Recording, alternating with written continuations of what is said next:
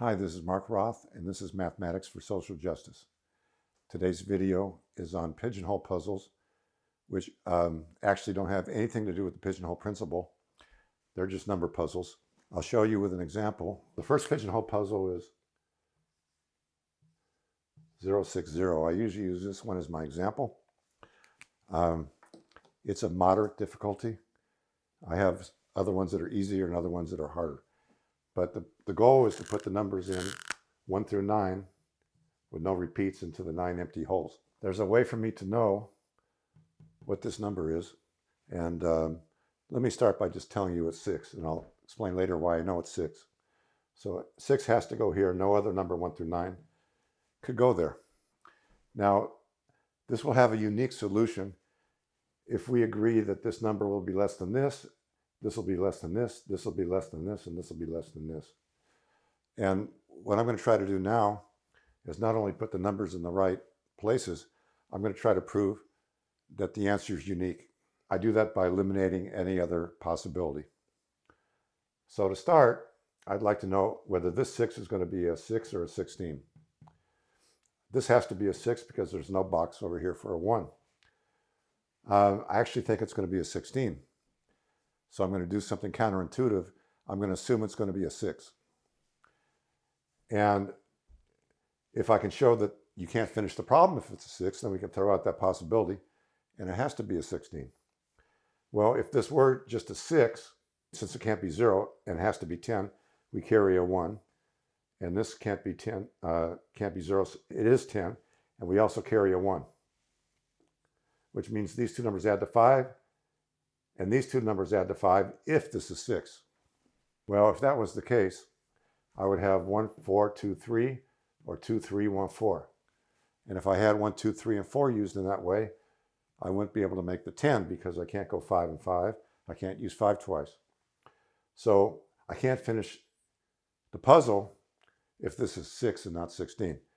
So it's proof by contradiction. If we can to finish the puzzle, this has to be 16, and we carry a 1. So now that I know it's 16, this could be, because we have a carry, these two add up to 15, which could be 7 and 8 or 6 and 9. But the 6 has been used already, so it has to be 7 and 8. So now that I've used 6, 7, and 8, I can't use them to make 10. So there's only one possibility left for making 10, and that's 1 plus 9. And now that I've used the 1, I can't use it here. These two numbers add up to 5, so it has to be 2 and 3. And finally, I finished the puzzle by using the last two available numbers, which are 4 and 5. And so I finished the puzzle, and I proved it's unique. Okay, so now I'm going to talk about how I know that this had to be 6. It's based on modular arithmetic, clock arithmetic. We have a clock with 9 numbers.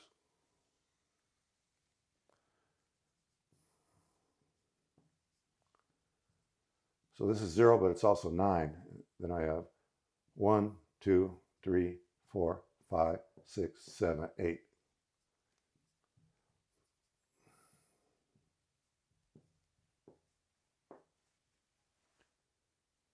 And on this clock, 0 and 9 are in the same place, so we say they're equal. Now, when you work on clocks, a lot of mathematicians prefer to use a triple-pronged equal sign and say congruent instead of equal, but I'm being informal. I'm just going to say equals with the normal equal sign, and I'm not going to say congruent. I'm going to say equal. So let's do like a before and after analysis. Let's assume all the numbers are up here, and the 6 hasn't been brought down yet. So I have all the numbers 1 through 9 above this line.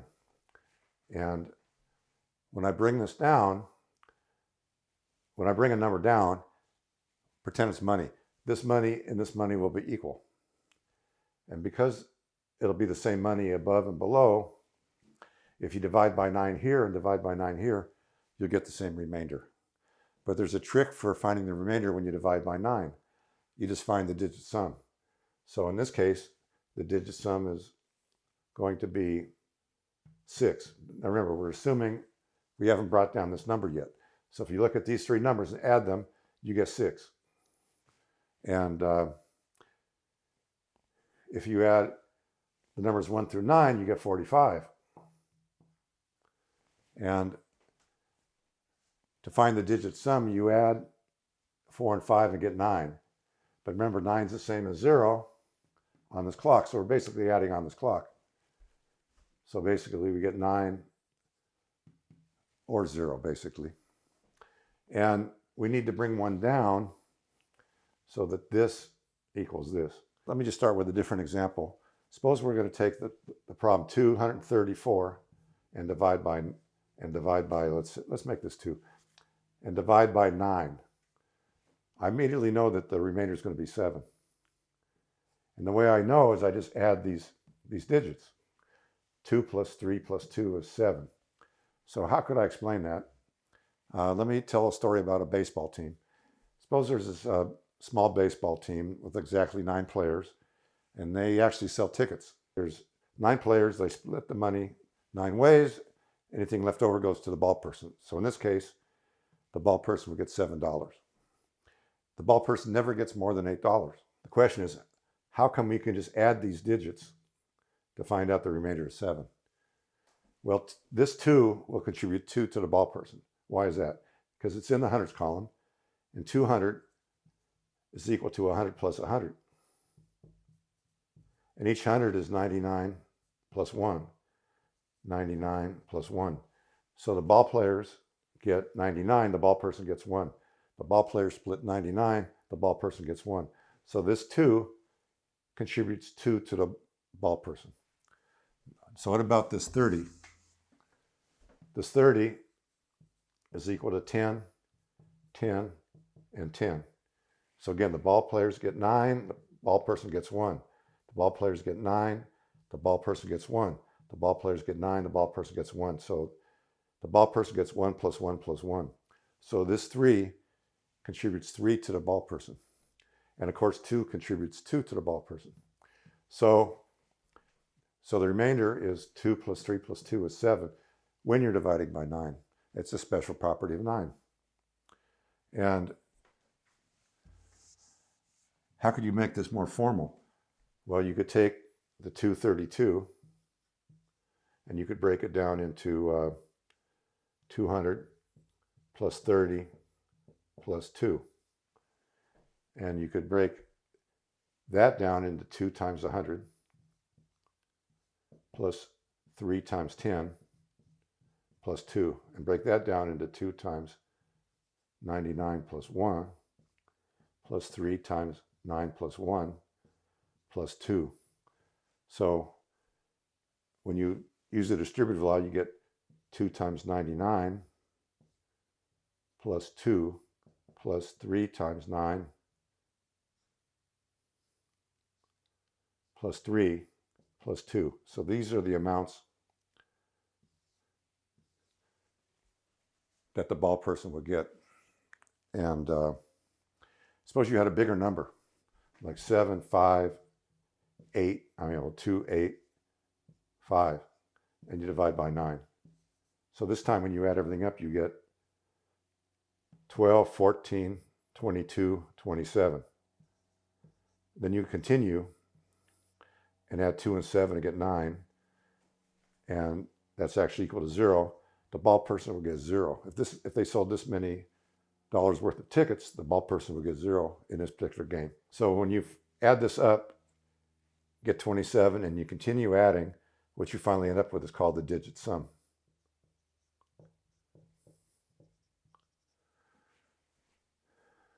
So when we start with all the numbers 1 through 9 above, and we haven't brought one down yet, these all numbers add up to 45, which is equal to 9 or 0. So all this money, if it was the baseball game, the ball person would get nothing. All the money would go to the ball players. Now, when you bring a number down, this money, as I said before, equals this money. So when you divide by 9 here and divide by 9 here, you'll get the same remainder each time. So we want to bring something down from 1 through 9, put it there. So the remainder on dividing by 9 here will be equal to the remainder on dividing by 9 here. So how do we do that? So I have 3 ways to do that. One way to realize that all the numbers 1 through 9 add up to 45, and you can represent that as 0 or 9. They're equal. And then when you look down here, these numbers add up to 6. So you write that below. So what you do now is you connect those two if they're both even. You connect those two if they're both odd. So this time they're both even, and you find the middle. So think of it like this. Suppose you're going into the mall and you have a friend, and you're such good friends that even though you don't have much money, you'd like to walk in to the mall with the same amount of money. Now suppose you have $12 and your friend has 8. So you're going to meet in the middle, and the middle will be 10. So you would give your friend $2 so that would raise your friend's money up to 10 and lower yours down to 10. So basically you're meeting in the middle. So that's why I wrote this little mark. It's in the middle of 0 and 6. Now I connected those two numbers because they're both even. If this was odd, I would connect these two because they would both be odd. What's halfway between 0 and 6? It's 3. Now what do I bring down to the bottom to raise this amount to the middle? Well, it's hard because 3 is smaller than 6. When that's the case, make it 9 more. So add 9 to get 12. So what do you add to 6 to get to 12? You would add 6. So that's what has to be brought down to the bottom, so the top and the bottom meet in the middle. So that's how I know this is 6. So is there another way to do it? And the answer is yes. You can do algebra. You can start at the top with 9 and subtract x. And then down here we had 6, and we want to add x. So we're adding x, and that cancels, and we get 2x plus 6 equals 9. We subtract 6 from both sides, and 2x equals 3. Now I can make that 9 bigger, and then I get 12. Divide by 2, and x equals 6. So that's another way to find out that that number is 6. So the third method is just to develop a table and memorize it. And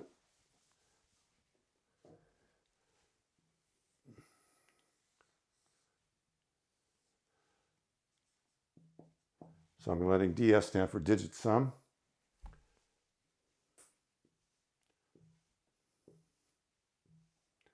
Okay, and this is what you bring down.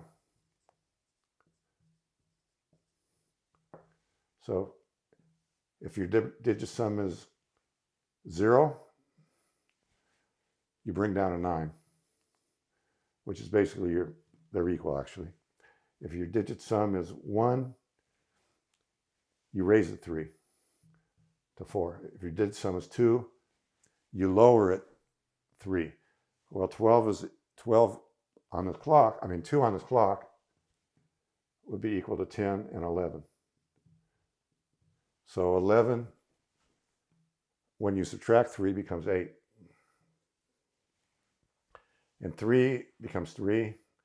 And 4, you would raise it 3. And 5, you would drop it 3. And 6, it would be the same. 7, you would raise it 3, which is 10. Mod 9 is 1. And 8, you would drop it 3 to 5. So in this case, 0 plus 6 plus 0 is 6. 6 means you bring down 6. Okay? So this is how you find the bottom number. So these pigeonhole puzzles come in different levels of difficulty. And on this particular video, we're only going to be doing easy ones, which you can give to younger students or students that are behind in math who are older. We add these digits and get the digit sum of 8. We write 8 down here. Above, we always write 0 or 9. Connect those two if they're both even. In the middle would be 4. And if you add 9, it's equal to 13. So what do you add to 8 to get to 13? You add 5. So this has to be 5. So again, we're going to agree that this number is less than this is less than this, and so on. And if we do that, this will have a unique answer, and our job is to prove uniqueness. If you have really young students, you may not ask them to do that. So right away, we can see that we're not going to make 1. We'll be making 11, so that carry number is 1. And same here, this carry number will be 1. So these two numbers add to 4. And right away, we know that's 1 and 3. That's the only way you can make 4, because you can't repeat a 2. Now that we've done that, we've used 1, 3, and 5. And when we're trying to make 9 here, see 9 plus 1 would be 10. So to make 9, we can't go 1 plus 8. We can't go 3 plus 6. We can't go 4 plus 5. So the only other possibility is 2 and 7. We can't use both the 9 and the 8 in this column. You need at least one of them over here. And you won't be making 7. You'll be making 17. So that carry number is 1. And to make 17, you'll need both the 8 and the 9. So to finish, these two numbers add to 10. And we haven't used 4 and 6. Okay, so that was an easy puzzle in terms of logic. For this next puzzle, which will also be easy, I will use the algebraic method this time. So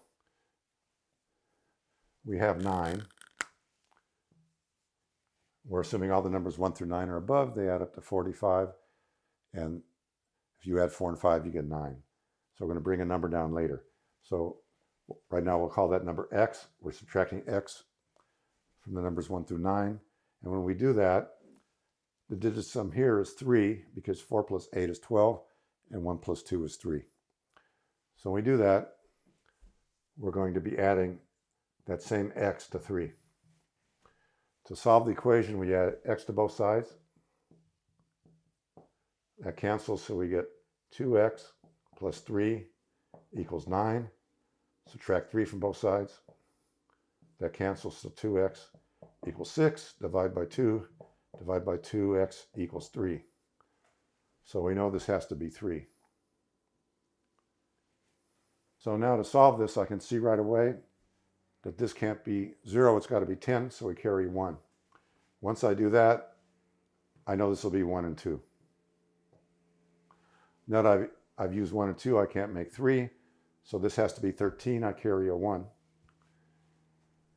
And in terms of making this either 8 or 18, I could get possibly 9 and 8 and make 17. Plus 1 would be 18. So that could be 18. Or I guess it could be 8. But actually, I don't believe it could be 8, because I've already used the 1, 2, and 3. And you can't make 8 without 1, 2, and 3. So I believe it's going to be 18. So it'll be 8 and 9. And of course, I carry 1. So now these two numbers will add up to 13. 13. And I can't use an 8 or a 9. So the only other way to make 13 is with a 6 and a 7. And the only numbers left are 4 and 5.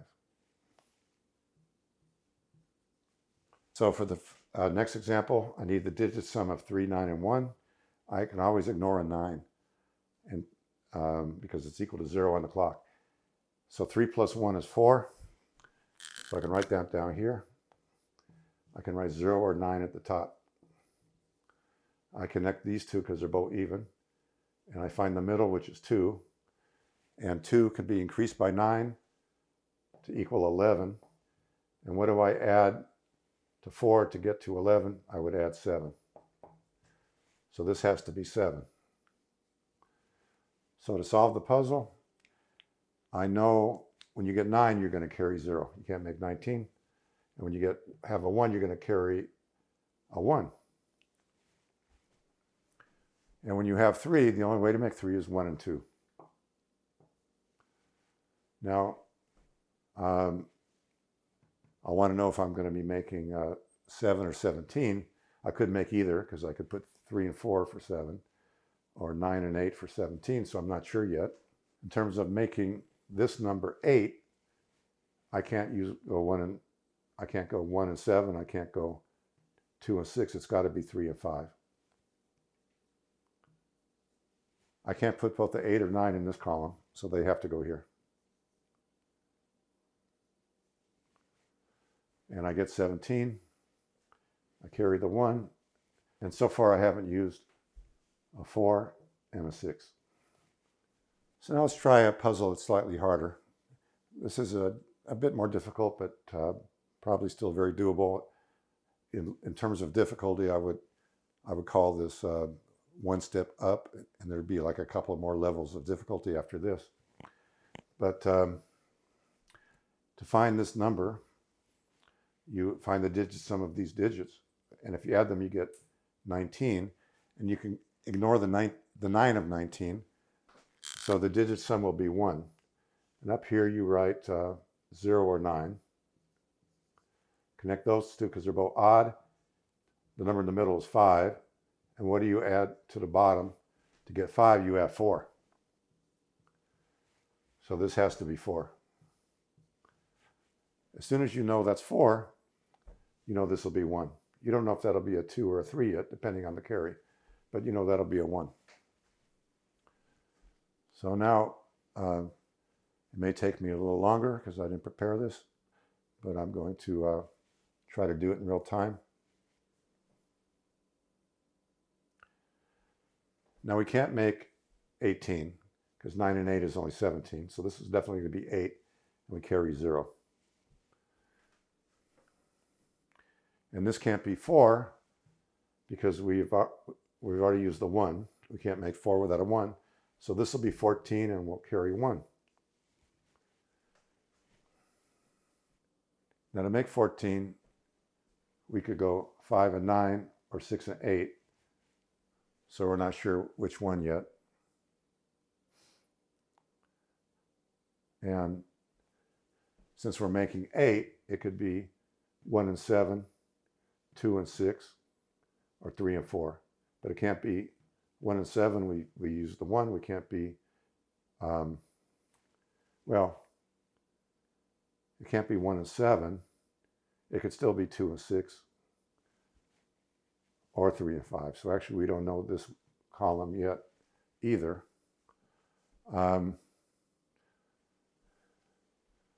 But we know we have to use the 9 somewhere, and it can't be in this column. Now we could use the 9 here, but if we did, we'd have to use the 8 here. So, and if we use the 8 here, we'd have to use the 9 here. So either way, this won't be 7, it'll be 17.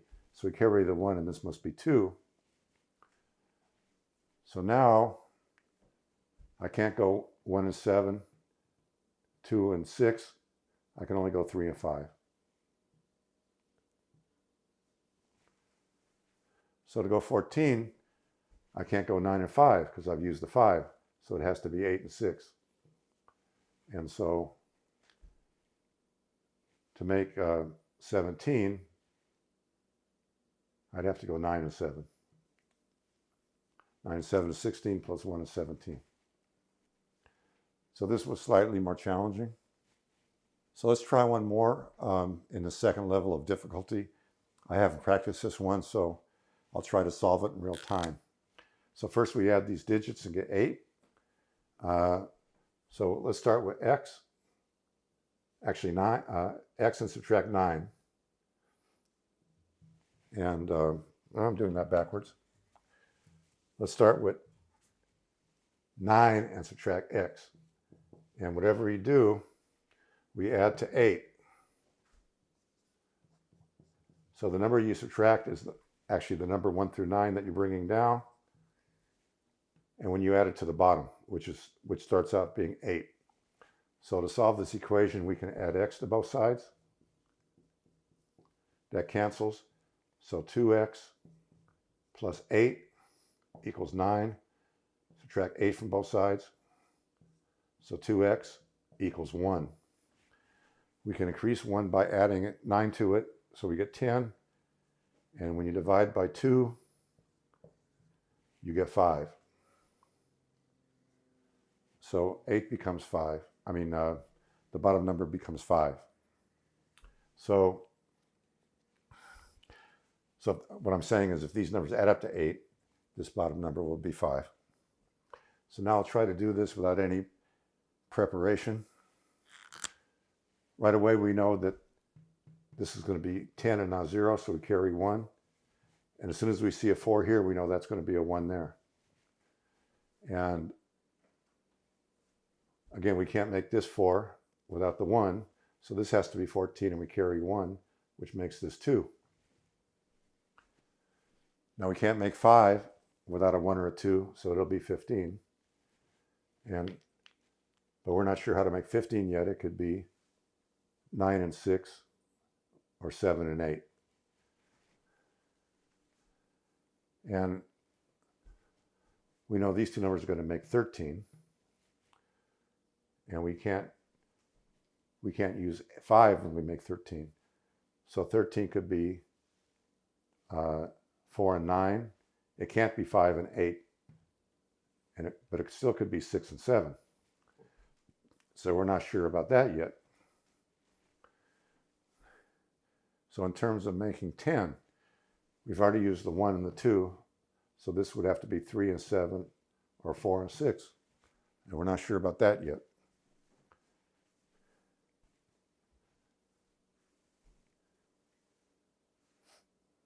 So I have to think in real time now, see if I can do this.